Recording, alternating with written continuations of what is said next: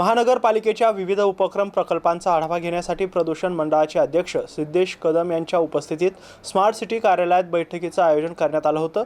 यावेळी कदम यांनी 4 विषयावर महानगरपालिका प्रशासनाला सूचना केल्या असून यासाठी विशेष टास्क फोर्स स्थापन करण्यात आली असल्याची माहिती यावेळी देण्यात आली आहे। या बैठकीत घनकचरा, खाम नदी, प्लास्टिक आणि बायोमेडिकल वेस्ट या 4 विषयावर चर्चा करण्यात आली अशी माहिती कदम यांनी दिली असून शहरातील मुख्य खाम नदी आणि सुकना नदी स्वच्छता आणि पुनर्वसनासाठी टास्क फोर्स उभारण्यात येणार असल्याचं त्यांनी सांगितलं आहे। यात महानगरपालिका, जिल्हा प्रशासन, प्रदूषण मंडळ यांचा सहभाग असणार आहे। सुकना नदी स्वच्छता आणि पुनर्वसनासाठी डीपीआर करण्याच्या सूचना त्यांनी यावेळी दिल्या आहेत। महानगरपालिका आयुक्त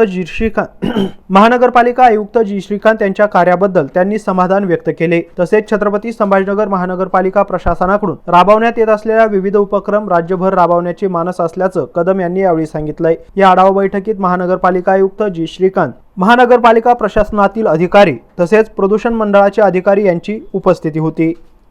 आज छत्रपती संभाजीनगरमध्ये अनेक उद्योग सुद्धा आहेत, तर त्यांचाही त्रास स्थानिकांना होतो। मग तो त्रास नाही होण्यासाठी आम्ही आमच्या स्तरावर त्यांचे वारंवार कामगिरी असेल किंवा वारंवार कारवाई होत असते बोर्डाच्या माध्यमातून। पण आज एक कॉर्पोरेशन म्हणून आपली काही इनिशिएटिव्ह आपण काही केलेले आहेत का, तर एक महत्त्वाचा घटक म्हणजे आपल्या इकडे जी गॅस पाईपलाईन येते, तर त्या गॅस पाईपलाईनचा आपण जास्तीत जास्त उपयोग कसा करू शकतो।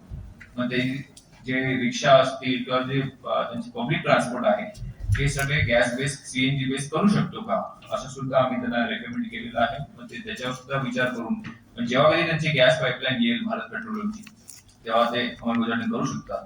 आणि आम्ही आमच्या बोर्डाच्या माध्यमातून त्यांना एक हे दिलेले आहे की जेव्हा कधी ही गॅस पाईपलाईन पूर्णत्वास होईल, ज्या ज्या युनिट्स, जे फॅक्टरीज आहेत, जिथे त्या फॅक्टरीजना शक्य आहे to shift to clean fuel, आम्ही त्यांना क्लीन फ्यूलवर त्यांना जाण्याशिवाय त्यांना पर्याय नाही आणि ते करावंच लागेल।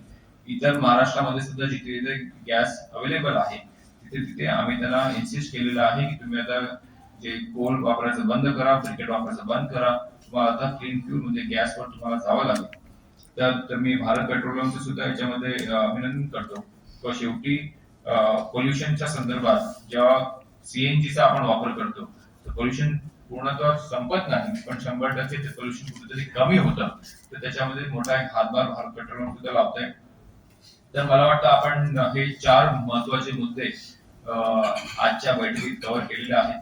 तर ही पहिलीच बैठक आहे, अशा वारंवार नवीन बैठका होत राहतील। आणि दुसरा एक महत्त्वाचा घटक होता की आपल्याकडे जे बायोमेडिकल वेस्ट जनरेट होतं त्या संदर्भात डिटेलमध्ये ह्याच्या अगोदर सुद्धा श्रीकांतजी जेव्हा मुंबईला आलेले तेव्हा त्यांच्यासोबत डिस्कस झालेलं, आज सुद्धा त्याच्यावर चर्चा झालेली आहे। त्यात बायोमेडिकल वेस्ट संदर्भात त्यांची एक्झिस्टिंग फॅसिलिटी जी आहे, ही फॅसिलिटी जोपर्यंत पूर्ण पोल्युशन कंट्रोल जे काही इक्विपमेंट त्यांना लावायचे, जोपर्यंत ते पूर्णतः लावत नाही तोपर्यंत आम्ही शांत बसणार नाही। पण मला असं वाटतं की त्यांनी ते आता मला लाईव्ह फीड दाखवलं, तिकडे सीसीटीव्ही कॅमेरा लावलेले आहेत, लाईव्ह दिसतं।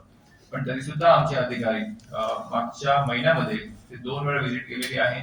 ज्या काही त्रुटी आम्हाला आढळल्या त्या त्रुटी आम्ही त्यांना कम्युनिकेट केल्या आणि लगेच त्याच्यावर त्यांनी सुधारणा केलेली आहे।